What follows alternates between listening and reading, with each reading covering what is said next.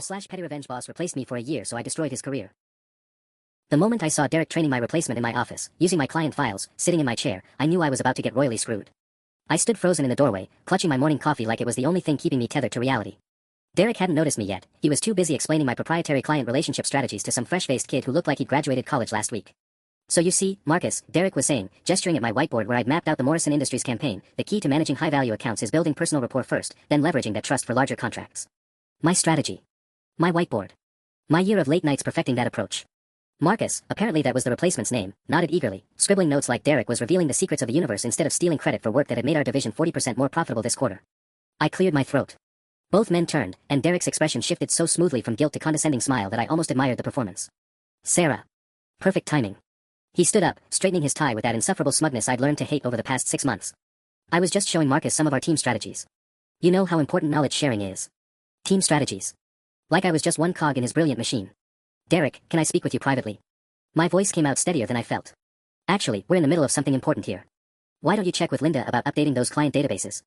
I think there might be some data entry that needs your attention. Data entry. I had an MBA from Northwestern and 5 years of experience that had transformed this department, and he was suggesting data entry. Marcus looked uncomfortable, glancing between us. At least the kid had enough sense to recognize the tension, even if he didn't understand he was being used as a weapon against me. The Morrison presentation is in 3 days, I said carefully. I should probably brief Marcus on the client history since I've been managing that relationship for 18 months. Derek's smile tightened almost imperceptibly. That's thoughtful, but Marcus and I have it covered. Morrison specifically requested a fresh perspective, actually. They felt the account had grown a bit stagnant. The lie hit me like ice water. I'd had lunch with Janet Morrison just last week. She'd praised my work, mentioned how relieved she was to finally have an account manager who understood their needs. There was no way she complained about stagnation. But Derek delivered the lie with such casual confidence that I could see Marcus filing it away as fact. This wasn't just replacement, this was character assassination with witnesses. I see. I took a step back, my mind racing. Well, I'll let you get back to your knowledge sharing. I turned and walked toward my cubicle, my new cubicle in the back corner where Derek had moved me last month under the guise of team reorganization. As I sat down at the cramped desk that had become my professional prison, I could hear Derek's voice carrying from my old office. Sarah's been having some performance issues lately, he was telling Marcus in a tone just loud enough for me to hear. Nothing personal, of course, but sometimes people hit their ceiling, you know. That's when I realized Derek wasn't just replacing me. He was erasing me entirely, rewriting history so that his golden boy Marcus would believe he was stepping into a role that had been mismanaged by an incompetent predecessor. I opened my laptop and started typing an email to HR. It was time to fight back. The HR meeting was a masterclass in corporate gaslighting. I sat across from Linda Brennan, our HR director, laying out my concerns as professionally as possible. Derek's undermining behavior, the sudden reorganization that coincidentally moved me away from my key accounts, the lies about client feedback. I had documentation, emails, performance reviews, client testimonials that directly contradicted his narrative. Linda listened with the kind of practiced empathy that comes from years of managing workplace disputes, nodding at appropriate intervals and taking careful notes. When I finished, she set down her pen and gave me a sympathetic smile that somehow made my stomach clench. Sarah, I appreciate you bringing these concerns to me. Workplace transitions can be challenging, and I understand you're feeling displaced. Displaced. Like I was a natural disaster victim instead of someone being systematically pushed out of their own job. But I have to tell you, she continued, Derek actually came to me several weeks ago with some concerns about your recent performance. He was hoping we could work together to provide you with additional support and training opportunities. The room tilted slightly. What kind of concerns? Linda consulted her file, apparently there was already a file. Missed deadlines, client communication issues, some problems with team collaboration. Derek was very careful to emphasize that he wanted to help you improve rather than take any disciplinary action. That's not, Linda, that's completely false. My last performance review was stellar. The Morrison account alone generated $3.2 million in new business this quarter. Yes, and Derek mentioned how proud he was of the team's success on that project. He felt Marcus brought some valuable fresh insights during the strategy development phase. I stared at her. Marcus had been here for exactly 5 days. The Morrison strategy had been finalized 2 months ago. Linda, I need you to check the timestamps on those documents. The client communications, the project files, everything has dates that will show. Sarah. Her voice carried a gentle but firm warning. I understand you're upset, but making accusations against Derek isn't going to help your situation.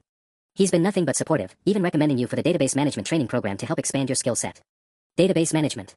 The professional equivalent of being sent to Siberia. I left HR feeling like I'd been hit by a truck. Derek hadn't just been undermining me, he'd been building a case, creating a paper trail that painted me as a struggling employee who needed intervention. And he'd done it so skillfully that HR was treating me like a problem to be managed rather than an asset being sabotaged. Back at my cubicle, I found an email waiting from Derek with the subject line, New Opportunities. Asterisk Sarah, following up on our discussion with Linda, I wanted to personally let you know how excited we are about your transition into database management. I know change can be difficult, but I truly believe this role will be a better fit for your current skill level. Marcus will be taking over the Morrison presentation tomorrow. I know you understand it's what's best for the client relationship at this stage. Looking forward to seeing you grow in your new capacity.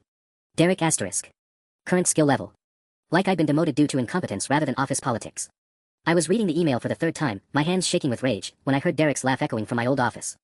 He was on a call, probably with a client who still thought they were dealing with me. Through the glass walls, I could see him leaning back in my chair, feet up on my desk, completely comfortable in the kingdom he'd built on the ashes of my career. That's when I made a decision that would change everything. I wasn't going to fight this through proper channels anymore.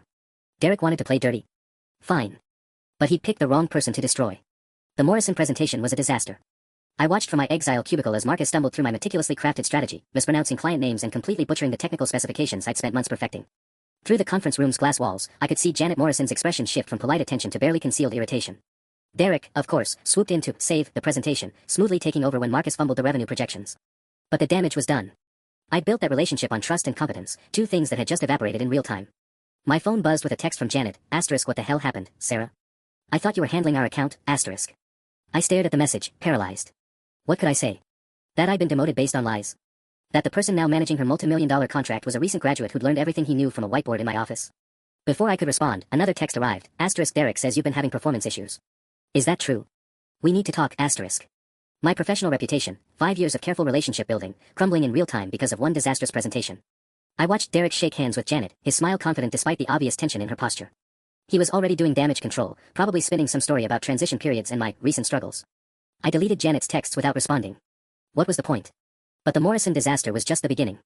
Over the next few weeks, I watched Derek systematically dismantle everything I built while positioning himself as the department's salvation. The Zentech contract, which I'd negotiated from scratch, suddenly became Derek's innovative approach to client retention. The new automated reporting system I designed was rebranded as part of Derek's digital transformation initiative. Even my monthly team meetings were restructured and renamed Derek's strategic alignment sessions. The most infuriating part was how everyone else seemed to accept this revisionist history. Colleagues who'd worked closely with me for years started attributing my successes to Derek's leadership. It was like watching my own professional existence being erased in slow motion. Sarah's really struggling with the transition, I overheard Derek telling Tom Henley from sales. It's unfortunate when someone reaches their ceiling, but we're trying to find the best fit for her current capabilities. Current capabilities. He turned that phrase into his weapon of choice. I started keeping detailed records of every interaction, every email, every casual conversation where Derek rewrote history. My home office became a war room covered in printouts, timestamps, and client communications that proved my version of events. But who would believe me? Derek had successfully painted me as a bitter employee making excuses for poor performance. The breaking point came 3 weeks later during our quarterly department meeting. Derek stood at the front of the conference room, presenting our division's impressive numbers that were impressive largely because of the groundwork I'd laid over the past year. Our success this quarter really demonstrates the power of strategic leadership, he said, clicking through slides that showcased my clients, my campaigns, my innovations. When you have the right vision at the top, you can elevate the entire team's performance. He caught my eye and smiled. Not his usual fake corporate smile, but something colder. More personal. That's when I realized this wasn't just about professional advancement for Derek. He was enjoying this. The systematic destruction of my career wasn't collateral damage in his climb to the top, it was entertainment. After the meeting, I sat in my car in the parking garage, hands gripping the steering wheel until my knuckles went white. A year ago, I'd been the rising star of this department. Now I was filing database entries and watching a kid barely out of college fumble through client relationships I'd spent years building. But Derek had made one crucial mistake in his campaign against me. He'd assumed I would go quietly. I spent the next month quietly documenting everything while playing the role of the defeated employee. Derek wanted me broken and compliant. Fine. I'd give him exactly what he expected to see. I arrived early, stayed late, and threw myself into those mind-numbing database projects with an enthusiasm that bordered on suspicious. But my real work happened after hours, when the office was empty and I could access systems that would have raised eyebrows during normal business hours. See, Derek had made a fatal assumption about my technical skills. To him, I was just another marketing specialist who could run campaigns and schmooze clients. He had no idea that I'd spent my college summers doing IT work, or that I understood our company's digital infrastructure better than most of our actual IT department. Late one Thursday night, while catching up on data entry, I discovered something interesting in the client billing system. The Morrison account, my former crown jewel, showed some unusual payment discrepancies. Nothing dramatic, just small amounts that didn't quite match the contract terms I'd negotiated. At first, I thought it was simple clerical error. But when I cross-referenced the billing against the actual deliverables, a pattern emerged. Services were being charged that hadn't been provided. Hours were being inflated. Contract modifications were being billed without proper client authorization. The amounts were small enough to avoid triggering automatic audits, but substantial enough to add up. Over 6 months, the overcharges totaled nearly $180,000 across just 3 accounts. My heart pounded as I traced the approval chain. Every single discrepancy had been authorized by Derek. But here's what made it truly damning: Derek was using my original contract templates and client relationship notes to justify the charges. He was literally stealing from our clients using my work as cover, knowing that if anyone questioned the billing, it would trace back to the problematic former account manager who'd recently been demoted for performance issues. I was being set up as his scapegoat. The realization hit me like ice water. This wasn't just about replacing me anymore. Derek had created the perfect fall guy for his embezzlement scheme. If the billing irregularities were ever discovered, who would investigators blame? The respected department head who'd been trying to manage a struggling employee, or the bitter ex-account manager with documented performance issues and access to all the compromised files? I sat in that empty office at 11 p.m., staring at spreadsheets that could destroy both of us, and finally understood the full scope of Derek's game. He hadn't just stolen my job, he turned me into an unwitting accomplice to fraud. But two could play the long game. I started making copies of everything, but carefully. Random USB drives or email forwards would be too obvious and potentially illegal. Instead, I began building a legitimate paper trail of my database management work that just happened to include detailed financial reconciliations. If anyone asked, I was simply being thorough in my new role. The hardest part was maintaining my defeated employee act while my pulse raced with the knowledge that Derek had finally made a mistake big enough to destroy him. I had to sit through his condescending weekly check-ins, listen to his passive-aggressive comments about my adjustment period, and watch him parade Marcus around like his personal success story. Sarah's really found her niche in database management, Derek told the new regional director during her office tour. Sometimes people are happier when they find work that matches their actual capabilities. I smiled and nodded, playing my part perfectly while mentally calculating how many federal laws he'd broken with those doctored invoices. Derek thought he'd won. He had no idea he'd just handed me the ammunition to end his career permanently. The hunter had become the hunted, and he didn't even know it yet. The next phase of my investigation had to be surgical. I couldn't just dump a pile of financial irregularities on someone's desk and hope for the best. Derek had spent months positioning himself as the competent leader managing a problematic employee. Any accusations from me would look exactly like what he'd been predicting, a bitter worker making desperate claims. I needed an outsider to discover the discrepancies independently. That's where Janet Morrison became my unwitting ally. During my database reconciliation work, I'd noticed that Morrison Industries was being overcharged for additional consultation hours that had never actually occurred. The beauty of Derek's scheme was its subtlety. He wasn't billing for completely fictitious services, just inflating hours and adding vague line items that looked legitimate on paper. But Janet was a details person. She'd built her company by watching every penny, and I knew she regularly audited vendor invoices. I just had to make sure she was looking at the right ones. I crafted an email that took me 3 hours to perfect. Hi Janet, I hope you're well. I'm reaching out because I noticed some potential discrepancies while reviewing our billing database that might affect your account. Nothing major, but I wanted to make sure you're receiving proper documentation for all services billed. Would it be helpful if I sent over a detailed breakdown of hours and deliverables for the past 6 months? I know how important accuracy is for your records. Best regards, Sarah *. Professional. Helpful. Completely innocent. Janet's response came within an hour, Sarah, yes please send that breakdown. I've been meaning to do a comprehensive audit anyway. Also, I have to ask, what's your current role? Derek mentioned you transitioned to a different position, but the details were vague, *. My fingers hovered over the keyboard. This was dangerous territory, but also an opportunity. I'm focusing on database management and financial reconciliation now, ensuring all our client accounts are properly documented and accurate. It's actually how I noticed the potential documentation gaps in your billing. I'll have that breakdown to you by tomorrow, *. I spent the next 12 hours creating the most thorough invoice analysis of my career. Every charge was cross-referenced with actual meeting records, deliverables were matched to contract specifications, and hours were verified against email timestamps and calendar entries. The overcharges practically highlighted themselves. 3 days later, my phone rang. Sarah, it's Janet Morrison. We need to talk. Can you meet me for lunch today? Away from your office.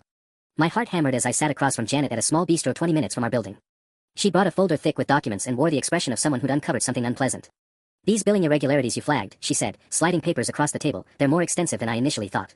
I've been charged for 17 hours of consultation meetings that never happened.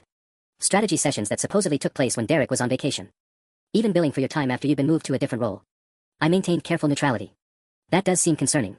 Sarah, I need to ask you directly, did you approve these charges? I haven't had authority to approve billing since my role changed, I said truthfully. All account charges go through Derek now. Janet leaned back, her expression hardening. He's been billing me for work attributed to you while telling me you're having performance problems. That's quite a contradiction. I can only speak to the documentation I've reviewed, I said carefully.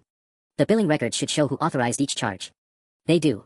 Janet's voice carried a sharp edge. And I think your company has a serious problem. After lunch, I returned to the office with adrenaline coursing through my veins. Janet hadn't just discovered Derek's overcharges, she'd started connecting dots about the larger deception.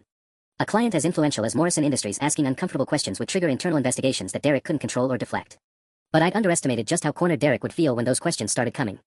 I was updating spreadsheets at my cubicle when Derek appeared, his usual polished demeanor replaced by something sharper and more dangerous. Sarah, we need to talk.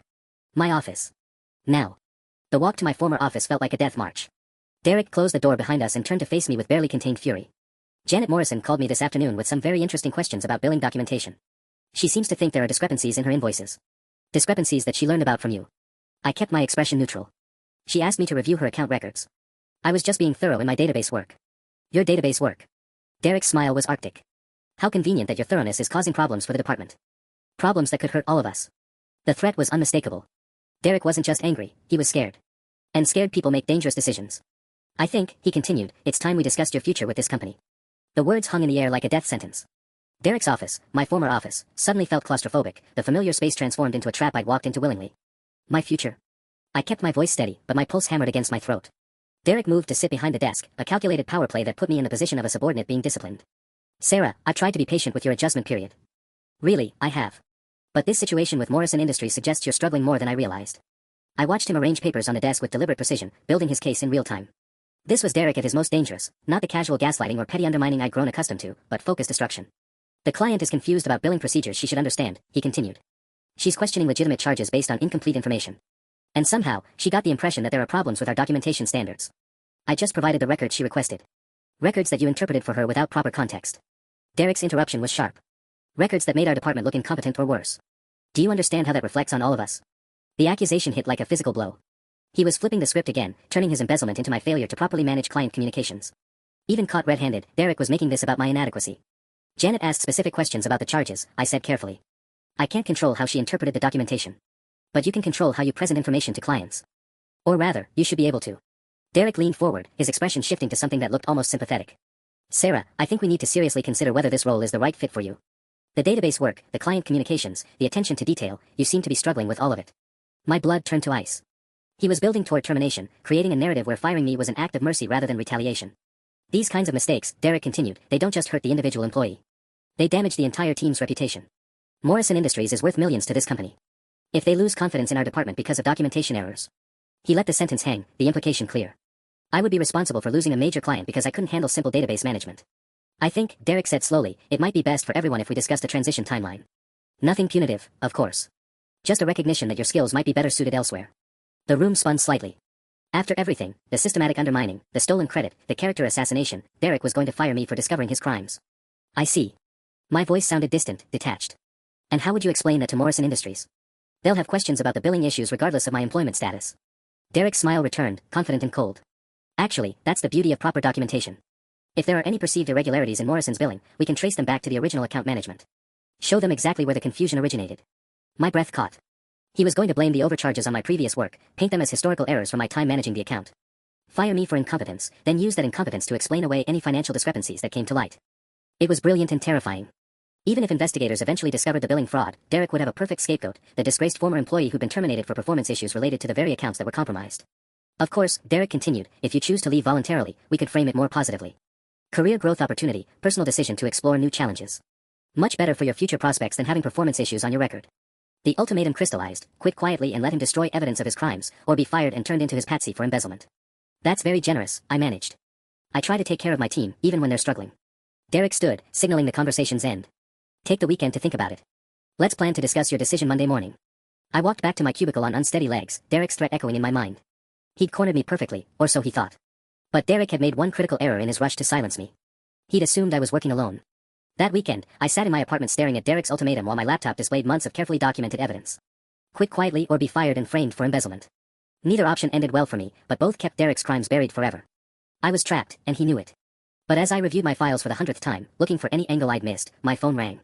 Janet Morrison. Sarah, I hope you don't mind me calling on a Saturday. I've been thinking about our conversation, and I have more questions. My pulse quickened. Of course, what can I help with? I did some digging into those billing discrepancies. Called a few other companies who work with your firm. Turns out, I'm not the only one who's noticed irregularities. Phoenix Corp and Data Flow Systems both mentioned similar concerns. The room tilted. Derek's scheme was bigger than I'd realized. They've all had the same experience, Janet continued. Vague charges, inflated hours, services they don't remember authorizing. And here's the interesting part, in every case, their original account manager was suddenly replaced or demoted shortly before the billing issues started. My hands went numb. That's concerning. Sarah, I need to ask you something directly, and I need you to be honest with me. Are you in trouble at work because you discovered financial irregularities? The question hung in the air like a loaded gun. This was it, the moment where I either stayed silent and let Derek win, or trusted someone enough to tell the truth and risk everything. Janet, I can't discuss internal personnel matters, I said slowly. But I can tell you that the documentation I provided was completely accurate. That's what I thought. Her voice carried a sharp determination. Sarah, I'm going to be very direct. I think your company has a fraud problem, and I think you're being set up to take the blame for it. Am I right? The words I'd been holding back for months finally broke free. I think you should contact our corporate compliance office and request a full audit of your account. And maybe suggest they look at the approval chains for all recent billing modifications. Already done. I called your compliance hotline an hour ago and filed a formal complaint. They're opening an investigation Monday morning. Relief flooded through me so suddenly I almost laughed. Janet hadn't just discovered Derek's crimes, she was actively fighting them. And as a major client filing official complaints, she had credibility I could never match as a disgruntled employee. There's something else, Janet said. I talked to the other companies, and we're coordinating our response. If there's systematic fraud happening, we want it exposed properly. But Sarah, and I'm speaking off the record here, if you have any documentation that supports these irregularities, you need to preserve it. People who discover financial crimes sometimes find their employment situation becomes complicated. She knew. Janet understood exactly what Derek was doing to me, and she was offering protection. I always maintain thorough records, I said carefully. It's part of being detail-oriented. Good. And Sarah? Don't quit or do anything drastic until this investigation is complete. I have a feeling your company is going to need someone with your attention to detail to help sort out this mess. After Janet hung up, I sat in stunned silence. My suicide mission against Derek had just become a coordinated assault by multiple million-dollar clients. He'd been so focused on controlling the narrative internally that he'd never considered what would happen when his victims started comparing notes. Monday morning was going to be very interesting. But as Sunday night approached, my confidence wavered. Derek still had home field advantage, and cornered narcissists were notoriously vicious. He'd expected me to come crawling back with resignation in hand, ready to disappear quietly. Instead, he was about to walk into a compliance investigation that could end his career and put him in prison. I just hoped I was ready for the war that was about to begin. Monday morning arrived like a storm front, and I could feel the electricity in the air the moment I stepped into the office. Derek was already at his desk when I arrived, my former desk, but something was different. His usual predatory confidence had been replaced by a tightly controlled tension. He kept glancing toward the elevator bank, and I noticed his phone buzzing constantly with what looked like urgent messages. I settled into my cubicle and pretended to review database files while watching the drama unfold. At 9:15 a.m. sharp, two people in dark suits emerged from the elevator and headed straight to Linda Brennan's office. Corporate compliance investigators, no doubt responding to Janet's formal complaint. Derek's head snapped up the moment he spotted them. I watched his face cycle through confusion, recognition, and barely masked panic in the span of about 3 seconds. He immediately reached for his phone, probably calling Linda to find out what was happening. The conversation was brief, and when Derek hung up, his face had gone pale. Within minutes, Linda appeared at his office door with the two investigators in tow. Derek, these are investigators from corporate compliance. They need to discuss some billing irregularities that have been brought to our attention. I couldn't hear the conversation from my cubicle, but I didn't need to. Derek's body language told the story, the way he straightened his shoulders, arranged his features into a mask of helpful concern, and gestured toward his computer screen with practiced sincerity. He was performing innocence, but there was a tremor in his movements that hadn't been there before. The meeting lasted nearly 2 hours. I watched Derek's confident gestures gradually become more defensive, his helpful demeanor shifting toward barely concealed frustration. At one point, I saw him pointing in my direction, no doubt explaining how the billing confusion stemmed from my previous mismanagement of the accounts. When the investigators finally left his office, Derek remained seated for a long moment, staring at his computer screen. Then his eyes found mine across the office, and the look he gave me could have melted steel. He knew. Somehow, he'd figured out that I was connected to this investigation. I forced myself to maintain steady eye contact, refusing to look away first. After what felt like an eternity, Derek stood and walked deliberately toward my cubicle. Each step felt like a countdown to detonation. Sarah. His voice was carefully controlled, but I could hear the rage simmering underneath. I understand you've been very thorough with your database reconciliation work lately. I try to be accurate, I replied evenly. Accuracy is important, Derek agreed, his smile sharp enough to cut glass. Of course, accuracy also requires proper context and understanding. Sometimes when people don't have the full picture, they can create problems where none exist. The threat was barely veiled. Derek was telling me that I'd misunderstood what I'd found, that my inexperience had led to false conclusions that were now causing unnecessary drama. The investigators asked me about some billing questions that apparently originated from client concerns, Derek continued. Concerns that seemed to trace back to database reports that may have been misinterpreted. I felt the trap closing around me. Derek was laying the groundwork to blame this entire investigation on my incompetence. In his version of events, I'd made errors in my database work that confused clients and triggered a pointless investigation. I hope the review goes smoothly, I said carefully. Compliance investigations can be disruptive. They can be, Derek agreed. Especially when they're based on misunderstandings. But I'm confident that once the investigators see the full documentation, they'll understand exactly where the confusion originated. The implication hung between us like poison gas. Derek was going to sacrifice me to protect himself, painting me as the incompetent employee whose mistakes had created this mess. But as Derek walked back to his office, my phone buzzed with a text from an unknown number, *, this is Janet Morrison. The other companies are filing their complaints today. Stay strong. The truth has a way of surfacing, *. Derek thought he was still in control, still able to manipulate the narrative and make me his scapegoat. He had no idea that while he'd been focused on managing one investigation, 3 more were about to land on his desk. The hunter was about to become the hunted, and this time, there would be nowhere to hide. By Wednesday, the office atmosphere had shifted from tense to toxic. Derek was juggling 3 separate compliance investigations while trying to maintain his facade of innocent cooperation. I watched him take increasingly frantic phone calls, his usual smooth demeanor cracking under the pressure. But Derek's desperation made him dangerous. That afternoon, I found myself called into an impromptu meeting with Linda from HR and someone I didn't recognize, a stern-faced woman in her 50s who introduced herself as Margaret Chen from Internal Audit. Sarah, we need to discuss your recent database work, Margaret began, consulting a thick folder. Specifically, the reports you've been generating that seem to have raised questions about our billing practices. My stomach dropped. This wasn't the friendly compliance review I'd expected, this felt like an interrogation. There have been allegations, Linda added, her tone carefully neutral, that some of the irregularities discovered by our clients might stem from errors in your database reconciliation process. I kept my expression calm while my mind raced. What kind of errors? Margaret opened the folder, revealing printouts covered in Derek's handwriting. Your supervisor has provided documentation suggesting that your transition from account management to database work has been challenging. There are concerns about your technical competency and attention to detail. The betrayal hit like a physical blow. Derek had spent the last 3 days building a counter-narrative, creating evidence that I was a struggling employee whose mistakes had triggered false fraud allegations. He's provided examples of reconciliation reports that contain significant discrepancies, Margaret continued. Billing entries that were miscategorized, time allocations that were incorrectly attributed, client communications that were misinterpreted. My hands clenched under the table. Every error she was describing were the exact irregularities I discovered, Derek's embezzled charges and fabricated services. But he'd somehow flipped them, making my accurate documentation look like incompetent mistakes. I'd like to review those specific examples, I said carefully. I maintain detailed backup documentation for all my reconciliation work. Margaret and Linda exchanged a look. That's actually part of the problem, Linda said. Derek has expressed concerns about your unauthorized access to sensitive client files. There are questions about whether you've exceeded your database management authority. The room tilted. Derek was accusing me of improperly accessing the very files I'd used to discover his crimes. In his version, I was a rogue employee who'd overstepped my bounds and created false evidence of wrongdoing. Sarah, Margaret leaned forward, her voice taking on an almost sympathetic tone. We understand that job transitions can be stressful. Sometimes people react to professional setbacks by overreaching, looking for problems that don't exist. They thought I'd fabricated evidence to get revenge on Derek for my demotion. The beautiful, twisted logic of it made me almost admire Derek's survival instincts. He'd turned my investigation against him into proof of my instability. The serious concern, Margaret continued, is that your actions may have damaged relationships with major clients. Morrison Industries, Phoenix Corp, and Dataflow Systems have all filed complaints based on information that appears to have originated from your reports. The weight of Derek's trap finally hit me. He wasn't just making me a scapegoat, he was positioning me as a saboteur who deliberately misled clients to hurt the company. If this narrative stuck, I wouldn't just lose my job, I'd be unemployable in the entire industry. I need to ask directly, Margaret's voice hardened, did you provide clients with deliberately misleading information about their billing records? The question hung in the air like a death sentence. My answer would determine whether I walked out of this room as a whistleblower or a saboteur. I provided completely accurate documentation, I said firmly. Every report I generated can be verified against source records. That's what we intend to find out, Margaret replied, closing the folder with finality. As I walked back to my cubicle, Derek caught my eye from his office. His smile was victorious, almost gleeful. He thought he'd won. The next morning, I arrived at the office to find my computer access had been suspended. The IT notification was coldly professional. Your system privileges have been temporarily restricted pending an internal review. Please contact your supervisor for further instructions. Derek's latest move in his chess game. Cut off my access to the evidence, then claim I'd been manipulating records all along. I was staring at the login screen when Marcus appeared at my cubicle, looking deeply uncomfortable. Hey, Sarah. Derek wants to see you in Conference Room B. Conference Room B. Not his office, our old office, but the sterile meeting space reserved for disciplinary actions and terminations.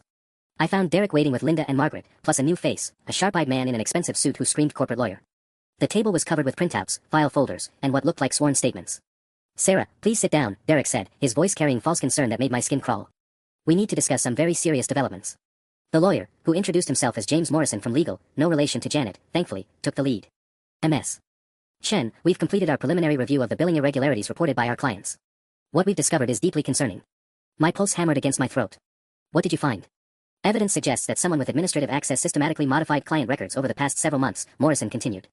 Charges were altered, time entries were inflated, and services were added without proper authorization. I kept my expression neutral while my mind reeled. They'd found Derek's embezzlement, but somehow, he'd managed to point the investigation toward me. The modifications, Morrison said, consulting his notes, were made using database access credentials that trace back to your workstation. The trap snapped shut around me with brutal efficiency. Derek had used my computer access to cover his crimes, probably during those late nights when I'd been catching up on data entry. Every fraudulent charge, every inflated invoice, every stolen dollar now had my digital fingerprints on it. That's impossible, I said, fighting to keep my voice steady. I documented everything I found, I didn't modify anything. Derek leaned forward with perfectly performed disappointment. Sarah, we have the server logs. Your login credentials were used to access and alter billing records on dozens of occasions. Someone else could have used my credentials. Your password-protected credentials, Linda interrupted gently.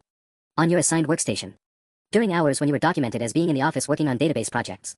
The room spun slightly. Derek hadn't just framed me, he'd created an airtight digital trail that made me look like a master manipulator who'd been embezzling funds while pretending to investigate irregularities. The pattern is quite sophisticated, Morrison added. Alter the records to inflate charges, wait for clients to notice, then discover the irregularities yourself and blame them on system errors or management oversight. My breath caught. In their version of events, I wasn't just stealing money, I was orchestrating an elaborate scheme to make Derek look incompetent while positioning myself as the conscientious employee who'd uncovered the problems.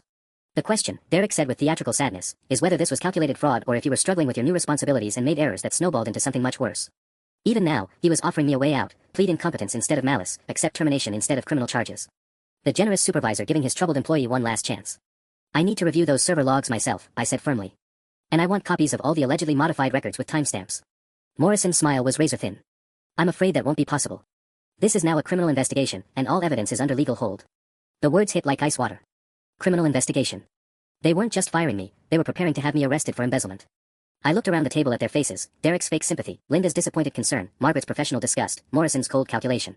They all believed I was guilty. Derek had sold them a story so compelling, so well documented, that my protestations of innocence sounded exactly like what they'd expect from a caught criminal. I think, Morrison said slowly, it would be in everyone's best interest if we could resolve this matter quietly. Avoid the publicity and expense of criminal prosecution. Derek's final gift, the chance to disappear quietly instead of being dragged through court as an embezzler. But as I sat there, surrounded by the wreckage of my career and Derek's triumphant smile, my phone vibrated with an incoming text. 3 words that changed everything: check your email. J. Janet Morrison had kept one last card hidden, and Derek was about to discover that even the perfect frame job could have fatal flaws. I excused myself to use the restroom, my hands shaking as I pulled out my phone. Janet's email contained a single attachment, a PDF labeled Comparative Billing Analysis. My heart stopped. Janet hadn't just been investigating her own account. She'd been coordinating with the other affected companies, cross-referencing billing patterns, timestamps, and authorization codes across multiple clients. The document was a forensic masterpiece that laid out Derek's embezzlement scheme in devastating detail. But more importantly, it included something Derek couldn't have anticipated: screenshots of the original, unmodified invoices that Janet had downloaded and saved months ago for her own records. The timestamps on Janet's original files predated my supposed modifications by weeks. If I had been altering records to inflate charges, how could Janet have screenshots of those same inflated charges from before I allegedly made the changes? Derek's perfect digital frame job had one fatal flaw: he'd assumed no one kept independent records. I forwarded the document to my personal email, then returned to the conference room with new confidence. I'd like to make a statement, I announced, sliding back into my chair. Morrison nodded with barely concealed impatience. Of course.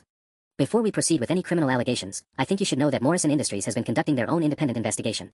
They've been working with Phoenix Corp and Dataflow Systems to analyze billing patterns across multiple accounts. Derek's face went very still. I'm not sure how that's relevant to your situation, Sarah. It's relevant because they have original documentation that predates the timeframe you're claiming I made modifications. I looked directly at Morrison the lawyer. Documentation that shows the inflated charges existed before I ever accessed those records. The room went silent. Linda and Margaret exchanged uncertain glances while Morrison's eyes narrowed. Derek recovered first, his voice carrying just the right note of confused concern. Sarah, you're not thinking clearly. The stress of this situation is obviously affecting your judgment. Janet Morrison downloaded original invoices for her audit trail, I continued steadily. Those files are timestamped and stored on her company's servers. If you compare her original downloads to the records I supposedly modified, you'll find they're identical. Morrison leaned forward. Are you saying you have access to Morrison Industries' internal files? I'm saying they have access to their own files, and they've been conducting an investigation parallel to yours. An investigation that proves the billing irregularities existed before my alleged modifications. Derek's mask slipped for just a moment, revealing something desperate and dangerous underneath. This is exactly the kind of deflection behavior we've been seeing, he said quickly. Making wild claims about client conspiracies instead of taking responsibility for clear misconduct. But Margaret was looking troubled. If Morrison Industries has independent documentation of the same irregularities, then someone was embezzling funds long before Sarah allegedly accessed those records, Morrison finished grimly.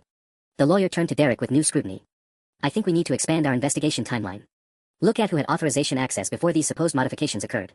Derek's confident demeanor cracked like ice under pressure. Of course, whatever you need. I want to get to the bottom of this as much as anyone. But I could see the calculation in his eyes, the desperate search for a new angle of attack.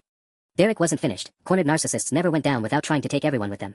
As the meeting dissolved into tense discussions about expanded investigations and timeline analysis, Derek caught my eye one last time. His expression promised war. The expanded investigation should have felt like vindication, but Derek wasn't the type to go down quietly. Over the next week, as forensic accountants crawled through our systems and client files, he launched a scorched earth campaign that made his previous gaslighting look gentle by comparison. It started with whispered conversations that followed me through the office like a toxic cloud.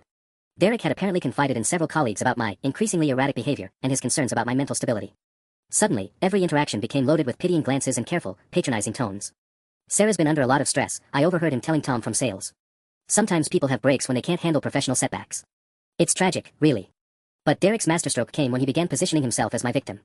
In his carefully crafted narrative, I wasn't just an embezzler, I was a dangerous employee who'd been systematically stalking and harassing him for months. My documentation of his behavior became evidence of obsessive monitoring. My after-hours database work transformed into stalking his digital footprint. Even my professional email responses were reframed as examples of aggressive, unstable communication. I probably should have reported it sooner, Derek told Linda during what he thought was a private conversation in the break room. But I kept hoping Sarah would get the help she needed. I never imagined she'd escalate to actual fraud. The brilliance of it made me sick. Derek had weaponized every moment of my resistance against him, turning my fight for survival into proof of my guilt. But the real gut punch came Thursday afternoon when Marcus approached my cubicle, his young face twisted with nervous concern. Hey, Sarah. I just wanted you to know that Derek showed me some emails you sent him. The threatening ones. My blood went cold. What threatening emails? Marcus shifted uncomfortably. The ones where you said you'd destroy his career if he didn't give you your old position back. Look, I don't want to get involved in whatever's happening between you two, but maybe you should talk to someone. Like, professionally. The room tilted. I'd never sent Derek any threatening emails, every communication between us had been carefully professional. But Marcus's genuine concern told me that Derek had shown him something convincing, something that looked authentic enough to paint me as an unhinged stalker. Marcus, can you forward me copies of those emails? I'd like to review exactly what you saw. His expression grew more worried. Derek said you might ask for that. He said it's part of the pattern, trying to cover tracks by claiming the evidence is fake. Marcus backed away slightly. Sarah, I really think you should get some help. After Marcus left, I sat frozen in my cubicle, finally understanding the full scope of Derek's counterattack. He wasn't just denying the embezzlement charges, he was building a case that I was a mentally unstable employee who'd fabricated evidence and made threats when my delusions were challenged. The forged emails would be nearly impossible to disprove without extensive digital forensics, and Derek had been careful to show them to just enough people to establish credibility without creating an official record I could challenge. But the cruelest part was how he'd twisted my genuine documentation into evidence of obsession. Every screenshot, every careful record, every piece of proof I'd gathered now looked like the behavior of someone fixated on destroying an innocent supervisor. My phone buzzed with a text from Janet, *investigation expanding. Stay strong. Truth is coming, *. I stared at her message, wondering if the truth would matter when Derek finished rewriting reality. He'd proven that with enough skill and shamelessness, even being caught red-handed could be transformed into someone else's crime. The predator was wounded, but not defeated. And wounded predators were always the most dangerous. The weekend brought a brief respite from the office toxicity, but Monday morning shattered any illusion of peace I'd managed to construct. I arrived to find my cubicle cordoned off with yellow tape and a security guard standing nearby. My personal belongings were gone, my computer missing, even the small plant I'd kept on my desk had vanished. It looked like a crime scene, which I suppose it was now. Sarah Chen. The security guard consulted his clipboard. You need to report to conference room A immediately. The walk down the hallway felt like a perp walk. Colleagues who'd worked beside me for years now stared openly, their expressions ranging from morbid curiosity to disgusted judgment. Derek's whisper campaign had done its work perfectly. I wasn't just a suspected embezzler anymore, I was the office pariah who'd fooled everyone for months. Conference room A contained more people than I'd expected. Morrison the lawyer sat at the head of the table, flanked by two investigators I didn't recognize. Linda from HR looked pale and uncomfortable. Margaret from internal audit clutched a thick folder like armor. And Derek sat at the far end with an expression of sorrowful concern that would have won him an Academy Award. MS. Chen, Morrison began without preamble, we've completed our expanded investigation, and I'm afraid the results are deeply troubling. My stomach clenched, but I forced my voice to remain steady. What did you find? One of the new investigators, a sharp-featured woman who introduced herself as Detective Rivera, opened a laptop. We've analyzed the digital forensics from your workstation and cross-referenced them with the timeline you provided. There are significant discrepancies. She turned the screen toward me, displaying what looked like server logs covered in timestamps and access records. These logs show that the billing modifications occurred during Windows when you were the only person with active system access. Not before you started your database work, as you claimed, but during. The blood drained from my face. That's impossible. The client records Janet Morrison provided have been reviewed, Morrison interrupted. While Morrison Industries did maintain backup files, the timestamps on their downloads correspond with periods of system activity from your workstation. It appears you may have been providing them with already modified data while claiming it was original. The room spun. Derek had somehow manipulated even Janet's independent investigation, making it look like I'd been feeding her falsified information to support my fictional narrative. Detective Rivera leaned forward.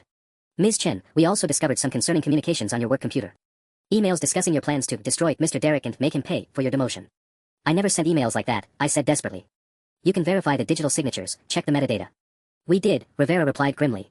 The emails were sent from your account, using your login credentials, from your assigned workstation. The digital forensics are ironclad. Derek spoke for the first time, his voice heavy with manufactured disappointment. Sarah, I know you're scared, but these denials are only making things worse. The evidence speaks for itself. I looked around the table at their faces, professional disgust, pity, and in Derek's case, perfectly performed grief for a fallen colleague. He'd constructed a digital prison so sophisticated that even forensic investigators couldn't see the bars. The district attorney's office has been consulted, Morrison continued, and they're prepared to file criminal charges for embezzlement, fraud, and computer crimes. However, if you're willing to cooperate and make full restitution, we might be able to negotiate a plea agreement. The walls were closing in, Derek's masterpiece nearly complete. He'd turned my investigation into my confession, my evidence into my motive, and my resistance into my guilt. But as I sat there, watching Derek's triumph unfold, my phone vibrated with an incoming call. The caller ID showed a name that made my heart stop, FBI Financial Crimes Division. Derek's perfect frame job was about to meet federal jurisdiction. I stared at my phone as it buzzed insistently on the conference table. FBI Financial Crimes Division. Every face in the room turned toward the vibrating device like it was a live grenade. Excuse me, I said, reaching for the phone with hands that barely trembled. I should take this. Morrison the lawyer moved to object, but Detective Rivera held up a hand. Answer it, she said, her expression suddenly sharp with new interest. I swiped to accept the call, my voice barely steady. This is Sarah Chen. Ms. Chen, this is Special Agent Catherine Walsh, FBI Financial Crimes Division. We need to discuss some irregularities that have come to our attention regarding your employer's billing practices. Are you available to meet this afternoon? The room went dead silent. I could feel Derek's stare boring into me like a laser, his confident mask finally showing the first hairline cracks. Yes, I managed. I'm available. Excellent. We'll need to discuss your role in documenting suspected fraudulent activities across multiple client accounts. Our investigation suggests you may have been gathering evidence of systematic embezzlement. My breath caught. The FBI wasn't investigating me, they were investigating Derek, and they thought I was their witness, not their suspect. I see, I said carefully, aware that every word was being analyzed by the hostile faces around the table. Ms. Chen, are you currently in a secure location where you can speak freely? I glanced around the conference room full of corporate lawyers and internal investigators. Derek's face had gone ash pale, his hands clenched so tightly his knuckles showed white. Not exactly. I'm in a meeting with company leadership and legal counsel. Agent Walsh's voice sharpened. Are they attempting to pressure you into any kind of agreement or confession regarding the financial irregularities? The question hung in the air like an accusation. Morrison the lawyer looked like he'd swallowed something toxic, while Detective Rivera suddenly seemed very interested in her notepad. There have been discussions about plea agreements, I said truthfully. Ms. Chen, I need you to listen carefully. Do not sign anything, do not agree to anything, and do not discuss the details of your documentation with anyone until we meet. Our investigation suggests that someone at your company has been using sophisticated methods to frame employees for crimes they didn't commit. Derek made a small, strangled sound that he tried to cover with a cough. But I saw the panic flash across his features before he could control it. I understand, I said. We'll send agents to escort you from the building within the hour. This is now a federal matter. The call ended, leaving the conference room in stunned silence. Morrison was furiously typing on his phone, probably alerting his firm's white-collar defense team. Detective Rivera looked like she'd just watched her case evaporate. Linda from HR appeared to be having some kind of existential crisis. But Derek was calculating. Even trapped and exposed, I could see his mind racing, looking for angles, searching for one last play to save himself. Well, he said finally, his voice artificially light, I suppose federal involvement will help clear up any confusion about the timeline. I'm sure they'll be able to verify exactly when the modifications were made to those client files. Even now, he was playing the odds, betting that his digital frame job was sophisticated enough to fool federal investigators. The sheer audacity of it was almost impressive. Morrison closed his laptop with a sharp click. This meeting is suspended pending federal review. As people began filing out, Derek lingered, ostensibly gathering his papers but really positioning himself for one final word. Sarah, he said quietly, his voice carrying a new edge I'd never heard before, you have no idea what you've started. The threat was unmistakable, but for the first time in months, I wasn't afraid of Derek's games. The federal cavalry was coming, and his perfect crime was about to become his perfect downfall. The FBI field office conference room was a stark contrast to the corporate polish I'd grown accustomed to. Agent Walsh, a sharp-eyed woman in her 40s, sat across from me with a laptop and several thick folders spread between us. Ms. Chen, you've been extremely helpful in documenting what appears to be a sophisticated embezzlement and evidence tampering scheme, she said, clicking through screenshots of Derek's manipulated records. But we need to discuss something that might be difficult to hear. My stomach tightened. What do you mean? Agent Walsh opened one of the folders, revealing printouts covered in technical analysis. The digital forensics your company conducted were deliberately flawed. Someone with administrative access manipulated not just the billing records, but the audit logs themselves. The room tilted slightly. You mean Derek falsified the investigation results? Mr. Derek had help, Walsh said grimly. We've been tracking a network of IT contractors who specialize in corporate sabotage, creating false digital evidence, manipulating server logs, even generating convincing but fabricated email trails. The scope of Derek's conspiracy hit me like a physical blow. He hadn't just been embezzling, he'd been running a professional-grade operation designed to frame employees for his crimes. The good news, Agent Walsh continued, is that federal forensics are significantly more sophisticated than corporate IT departments. We can trace the actual modification timestamps, identify the real source computers, and even recover deleted communications between Derek and his accomplices. She turned her laptop toward me, displaying what looked like a complex timeline chart. Here's what really happened. Derek began embezzling funds 18 months ago, shortly after you started generating higher profits for your division. When clients began noticing irregularities, he needed a scapegoat. My breath caught. So the demotion, the character assassination. All part of setting you up to take the fall. Derek spent months positioning you as a struggling employee with access to the compromised files. When you actually discovered his crimes, he accelerated the timeline and activated his falsification network. The vindication felt surreal after months of gaslighting. But Agent Walsh wasn't finished.